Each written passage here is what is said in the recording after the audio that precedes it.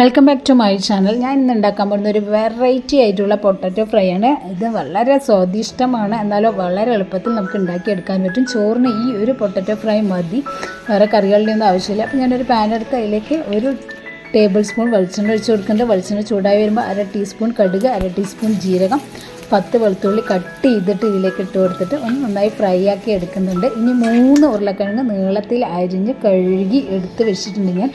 അതിനെ നമുക്ക് ഇതിലേക്ക് ഇട്ട് കൊടുത്ത് ഒന്ന് നന്നായിട്ട് ഇളക്കി ആവശ്യത്തിന് ഉപ്പ് കൂടി ചേർത്ത് അടച്ച് വെച്ച് ഒരു 5 മിനിറ്റ് തീ മീഡിയം ഫ്ലെയിമിലാക്കിയിട്ട് ഇതൊന്ന് ഫ്രൈ ആക്കിയിട്ട് എടുക്കണം, ഒന്ന് വേവിച്ചെടുക്കണം. അതിലേക്ക് 2 ടീസ്പൂൺ കാശ്മീരി മുളക് പൊടി, എരിവുള്ള മുളക് പൊടിയാണെങ്കിൽ 1 ടീസ്പൂൺ മതി, 1/2 ടീസ്പൂൺ മഞ്ഞൾപ്പൊടി, 1/2 ടീസ്പൂൺ പെരിഞ്ജീരകം പൊടിച്ചത്, ഇതിനോടൊപ്പം 1/2 ടീസ്പൂൺ നമുക്ക് ഗരം മസാലയും കൂടി ചേർത്ത് നന്നായി ഇളക്കി എടുത്തു കഴിഞ്ഞാൽ നമ്മുടെ സ്വാദിഷ്ടമായിട്ടുള്ള പൊട്ടറ്റോ ഫ്രൈ റെഡി. അവസാനം കുറച്ച് കറിവേപ്പില കൂടി ഇട്ട് കൊടുത്താൽ സൂപ്പറായിരിക്കും.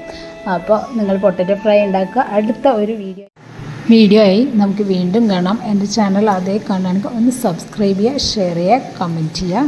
താങ്ക്